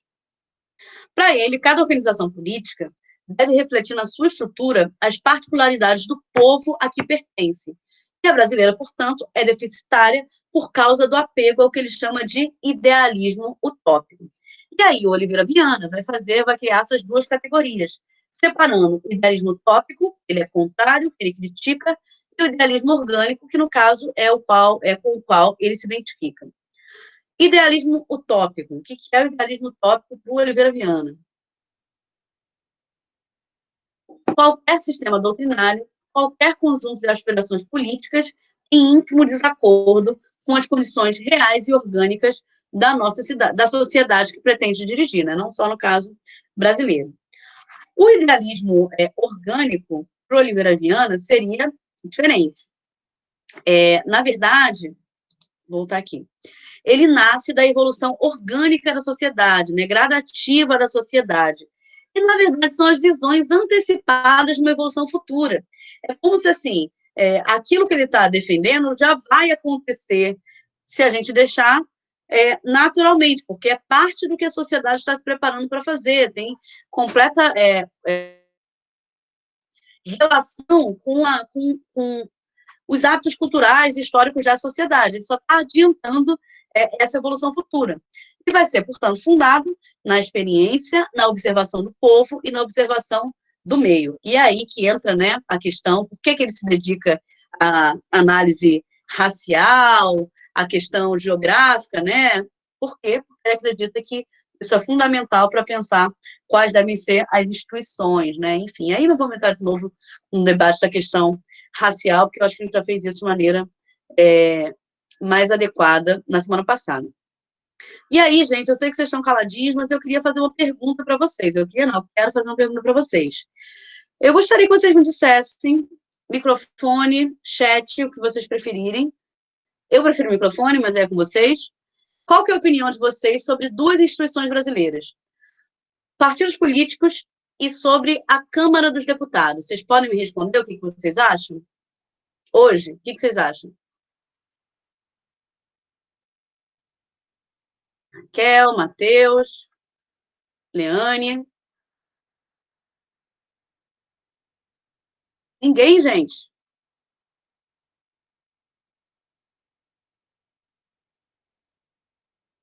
Então, sua avaliação sobre os partidos e a Câmara é positiva?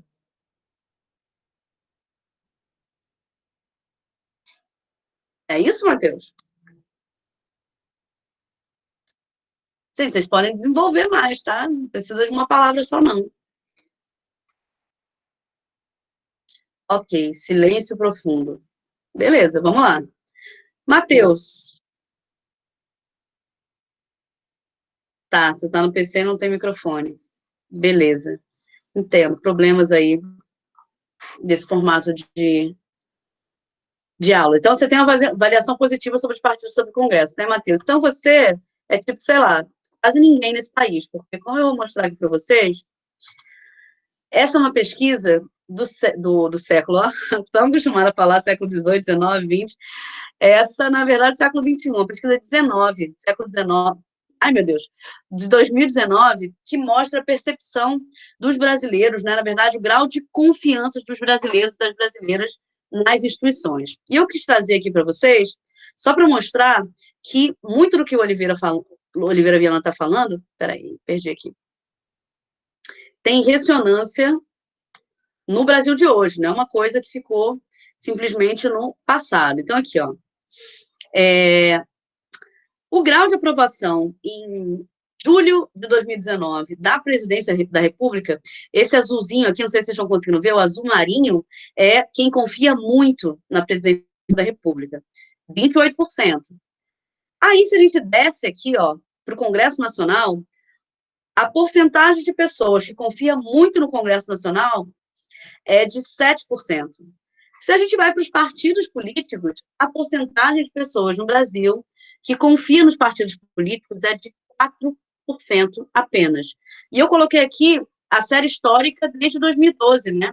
Então, vocês podem perceber que tem aqui variações, por óbvio, mas no caso da presidência da República, nunca fica abaixo de 25%, né?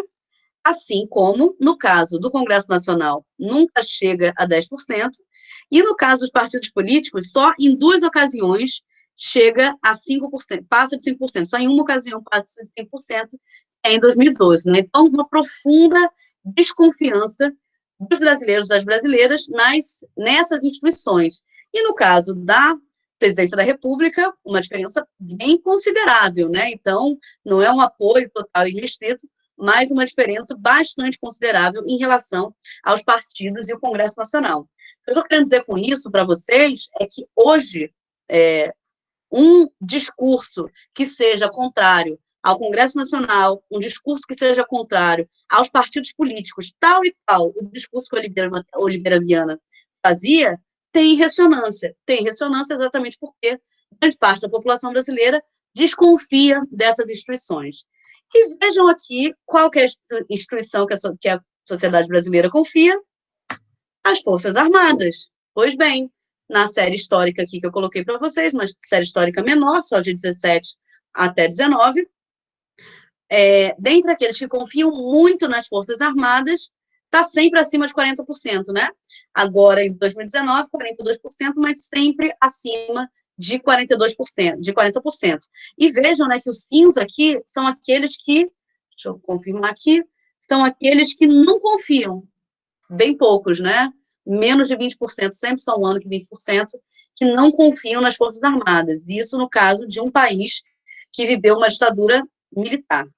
Trazendo isso mais uma vez para dizer que essa figura, né, esse apoio dos militares ao Estado Novo, essa noção, né, de que as Forças Armadas incorporam a defesa, né, o Oliveira Viana falando ali, né, papel principal do Estado, defesa interna dos inimigos internos e externos, ou seja, as Forças Armadas com papel central do Estado, né, e também são discursos que reverberam no Brasil de hoje. Só para a gente não achar que Oliveira Viana é uma coisa de um interesse, que estudar Oliveira Viana é um interesse diletante, né? Nossa, não, ele falava essas coisas, ele falava de autoritarismo porque era naquela época, porque no mundo naquela época a gente tinha, né, o avanço do fascismo, né, na Europa e tal. Não, não é porque é daquela época. Então, tem vários elementos da fala do Oliveira Viana que tem ressonância no Brasil de hoje. É importante a gente ler e se atentar para isso, né? Exato, como o Matheus está colocando aqui, né? O discurso antipolítico, né? E o Oliveira Viana, ele vai citar, inclusive, né? Não, e aí a gente vai formar um Estado com técnicos, né? Aqueles que conhecem a máquina, não fala máquina, né? Administração e tal, outro discurso muito forte nos tempos de hoje, também da tecnocracia, né? Então, você coloca os que são mais aptos a fazer determinada coisa e, sob pena, muitas vezes, de abrir mão da democracia, da decisão política coletiva, né? Então, só para destacar que Oliveira Viana não ficou no passado, para quem leu, vai perceber muitas semelhanças, não só com o Brasil de hoje, mas Europa de hoje, Estados Unidos de hoje, enfim, só para destacar um pouquinho disso para vocês, né? E, afinal, né, minha gente, a gente está falando aqui que passou a ter interventor no Estado Novo, tem interventor na FPB também, né? Tem interventor em 14 instituições de ensino federais nesse momento, né? Então, de fato, não ficou no passado, está aí na nossa vida cotidiana. Capítulo aqui que eu vou passei para vocês também, que é o primado do Poder Executivo. Olha, se partido, na verdade, é facção, se o Congresso só serve para poder atrapalhar e humilhar o presidente, né, não deixar ele trabalhar, o que Oliveira Viana vai defender? O primado do Poder Executivo, que é basicamente o que a Constituição de 37 de fato faz. Então, para o Oliveira Viana, a Câmara dos Deputados é um obstáculo à eficiência da administração pública, como eu estava dizendo. A ação legislativa é estéril, ele vai citar, ele diz, olha, passou tantos anos da Constituição de 34 e eles não regulamentaram uma série de dispositivos, então a Câmara não faz nada, não serve para nada, é dispendiosa, né? A gente podia estar usando esse dinheiro para tanta coisa e estar usando para pagar salário de deputado, então qualquer coincidência com coisas que a gente ouve hoje em dia, enfim, não é coincidência, tem raízes aí no pensamento de autores autoritários aí, como Oliveira Viana. E ele vai dizer outra coisa, que as agitações, que o debate político, né, os embates de ideias que aconteciam na Câmara dos Deputados, eles reverberavam no Brasil como um todo, geravam um ambiente, que ele chama de um ambiente de intranquilidade geral. E ele vai considerar, né, que já tinha falado para vocês, negociações do parlamento como humilhação do chefe do executivo, e ele vai aí apontar, como já tinha dito também, a possibilidade da substituição da Câmara por uma Câmara corporativa, né, por meio aí de um plebiscito. Então, vai criticar aí uma política que ele considera personalista e uma máquina que ele afirma ser dispendiosa. E os partidos, né, também, só para reforçar aqui, vistos como facções que não se preocupam com o interesse público nacional. Agora, é muito interessante, né? Vocês pensem aí, lembrem-se das aulas aí dos federalistas, né? Pensar na resposta que ele dá a essa concepção de partido enquanto facção. Porque os federalistas, ali no final do século XVIII, eles também acham que partidos são facções, eles consideram partidos como males, né? Que só pensam no interesse próprio, não no interesse comum. Mas a resposta do Madison para essas facções é o seguinte: ao invés da gente proibir os partidos, porque é o seguinte, qual que é o valor mais importante para ele? O valor mais importante ali, estou falando do Madison, porque é ele que escreve os principais artigos federalistas aí, que trabalha essa questão aí das facções, tá? Mas, enfim, os federalistas como um todo. Ele vai dizer o seguinte: o que é mais importante?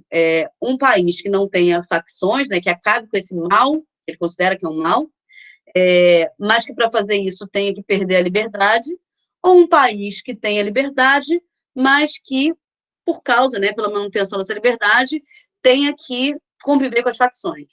Para o Madison, é a segunda resposta. Para ele, a liberdade é mais importante, a liberdade política, a liberdade de associação. Então, qual que é o remédio, né? Eles chamam de remédio dos federalistas das facções? Libera. Deixa todas as organizações que quiserem ser criadas, deixem que elas sejam criadas, porque dessa maneira não será possível existir uma facção majoritária. Ele considerava que o grande perigo seria que uma facção, que, portanto, não é de interesse nacional, mas é de interesse próprio, tivesse maioria e passasse a governar o país a partir dos seus interesses e não dos interesses da nação. Ele vai dizer o seguinte: se acontecer de, num regime permeado por diversas facções, com liberdade de organização, uma facção se tornar majoritária, isso significará que, na verdade, ela está defendendo o interesse nacional, ela conseguiu convencer as pessoas, né, está defendendo o interesse comum e não o interesse particular.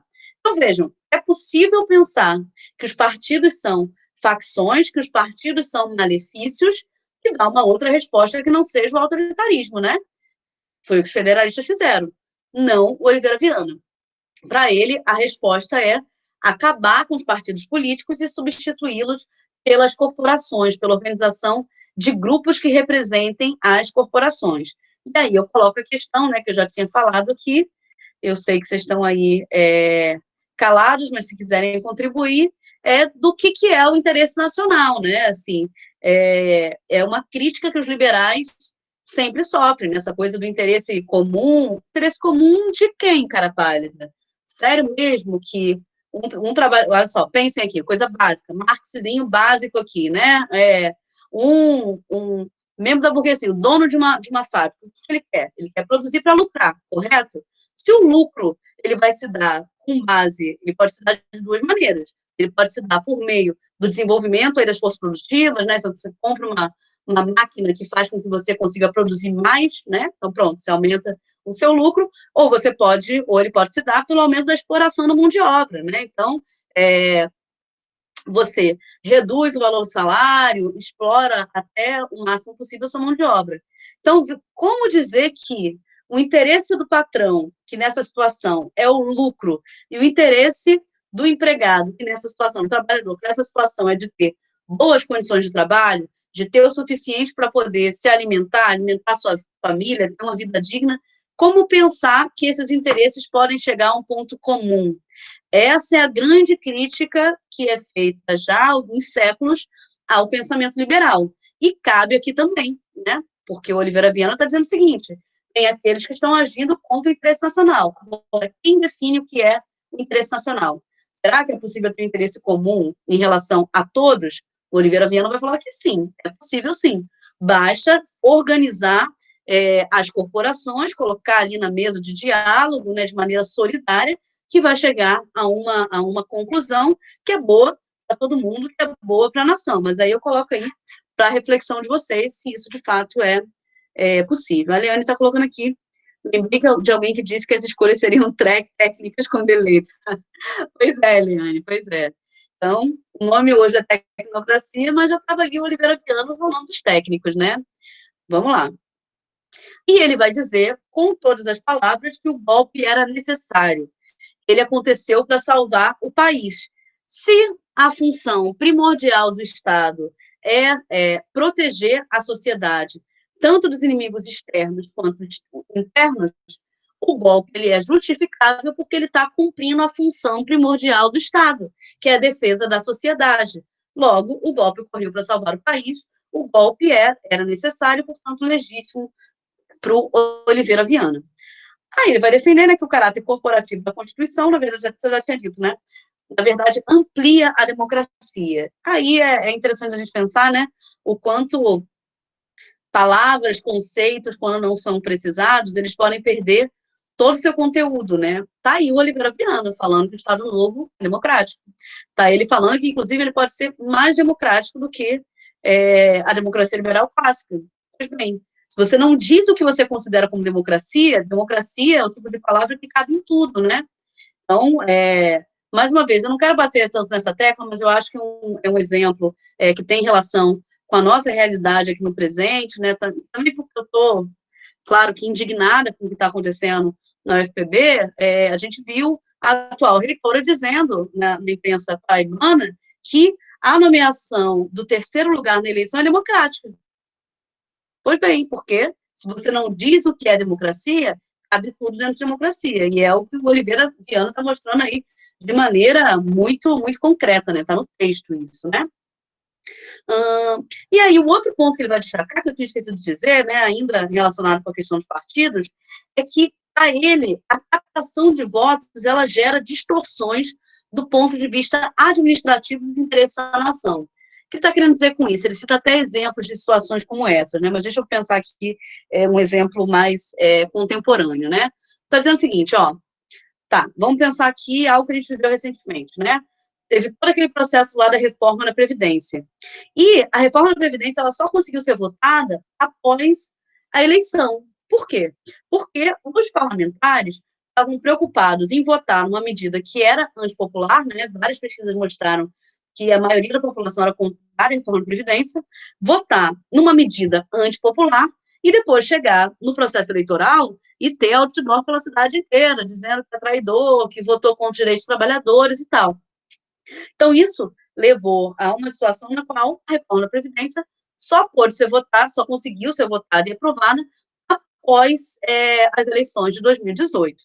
Pois bem, para o Oliveira Viana, isso seria, eu estou dando esse exemplo aqui, que é uma coisa concreta de como o voto influencia, a gente chama isso, inclusive, de accountability, que o voto, né, inclusive a prospecção do voto, né, como o eleitor votará se souber que eu fiz tal coisa, influencia nas decisões dos políticos eleitos, né, por óbvio, mais ou menos, né, e na nossa democracia cada vez menos, mas enfim, isso influencia, isso daí é básico. Só que para o Oliveira Viana, essa influência, na verdade, não é um mecanismo democrático de aproximar eleito e eleitor, eleitor e representante, né, que é como é visto a contabilidade horizontal e a contabilidade vertical, né?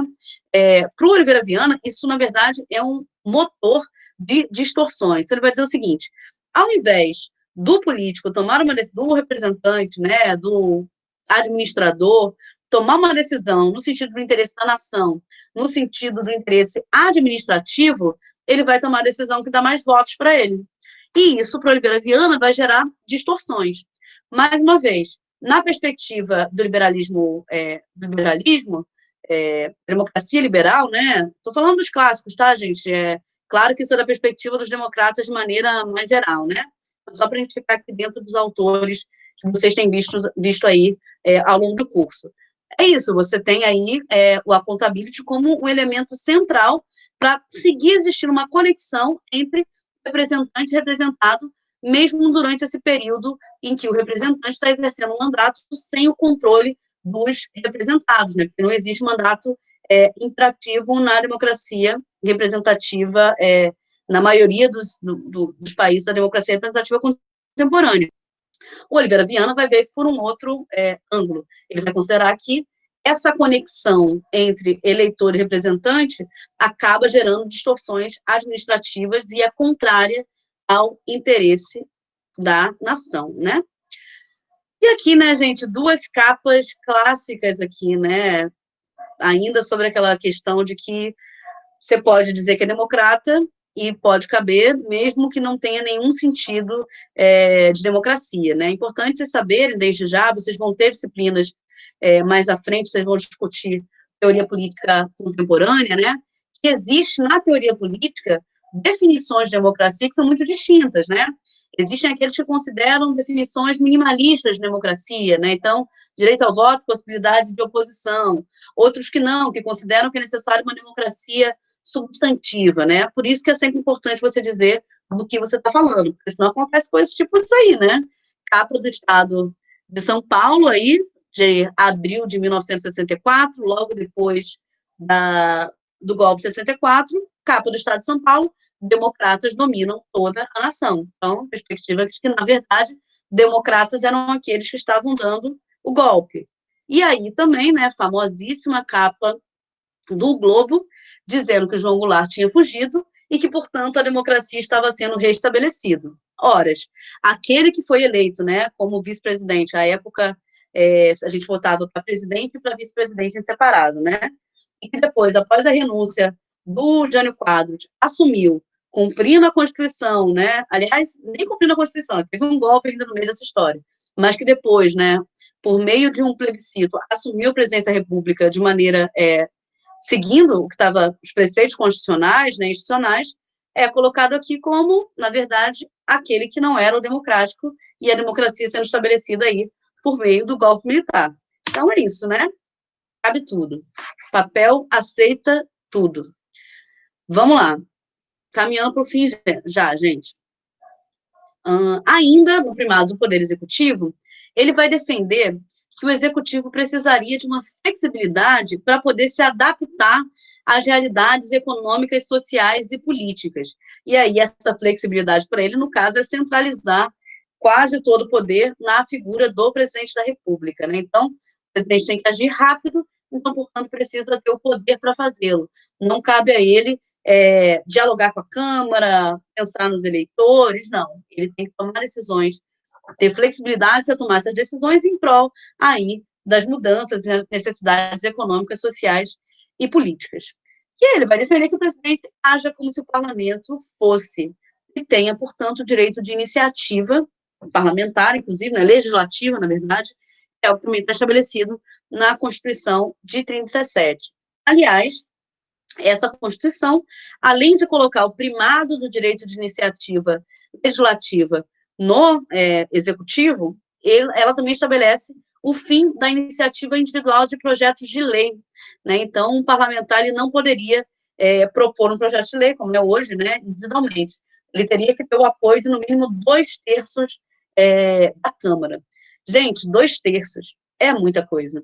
A gente estabeleceu na nossa Constituição que para aprovar uma emenda constitucional, na verdade, é necessário 2/5 aí, né, para você conseguir aprovar. Por quê? Para poder evitar que uma Constituição seja reformada por legisladores de ocasião, né, que são eleitos aí de 4 em 4 anos, de forma a ferir o espírito da Constituição como um todo, né? Então, na verdade, é praticamente inviabilizar ou reduzir muito a possibilidade dos parlamentares de fazerem leis, né? Que é basicamente a sua função central aí.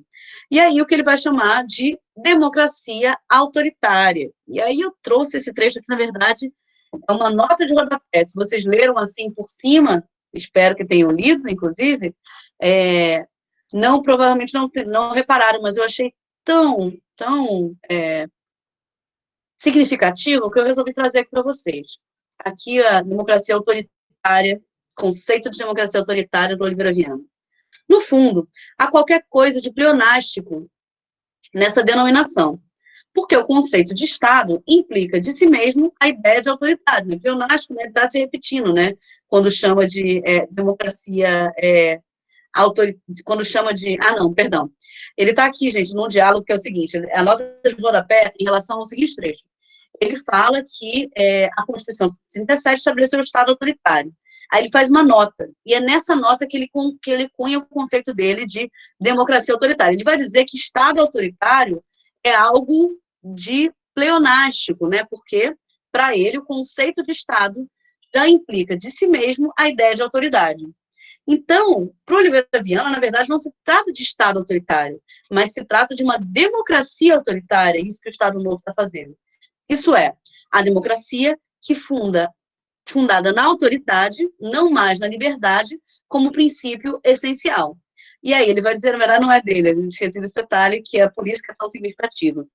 Ele vai dizer que a expressão a qual ele se soma, né, democracia autoritária, foi empregada pela primeira vez por nada mais, nada menos do que Goebbels, que era o ministro aí, superpoderoso da propaganda do governo nazista, né? Então, ele está aqui, gente, dizendo que o conceito ele está trazendo aqui para defender o Estado Novo, né, como uma democracia autoritária e não um Estado autoritário, é do Goebbels. Então, mais uma vez, tirem as suas próprias conclusões.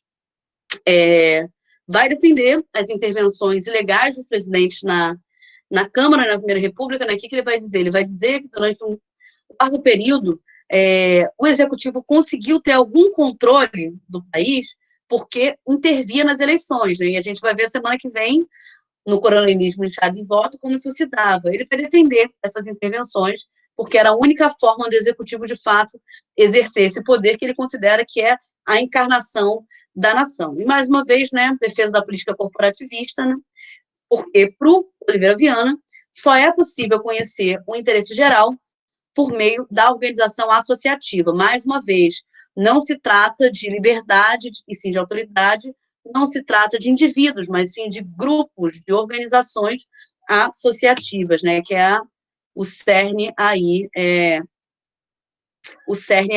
do pensamento deles. Aí eu coloquei aqui essas fotos aqui, né, Mussolini, o Hitler, o Salazar, que ele cita textualmente como tipos, que ele fala que são democracias de novo tipo social. Então, ele não está dizendo em momento nenhum que o Estado Novo não é uma democracia. Ele está dizendo que o Estado Novo não é uma democracia liberal. Ele é o que ele caracteriza como democracia de novo tipo social, na qual ele enquadra também a Alemanha nazista, a Itália fascista e o Estado Novo do Salazar. Então, gente, é basicamente isso. Se vocês tiverem alguma questão, alguma dúvida, algo a acrescentar, essa é a hora.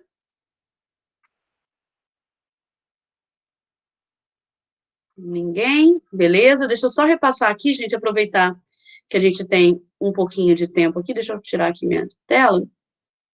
E só repassar aqui alguns informes, tá? Bem rapidinho, que eu costumo fazer no início da aula, mas não deu para fazer. Então, na semana que vem, eu vou até parar a gravação, porque eu vou passar essa gravação aqui também para a turma da manhã. Então, como são informes aqui só para a noite, vou interromper a gravação. Então, vamos lá.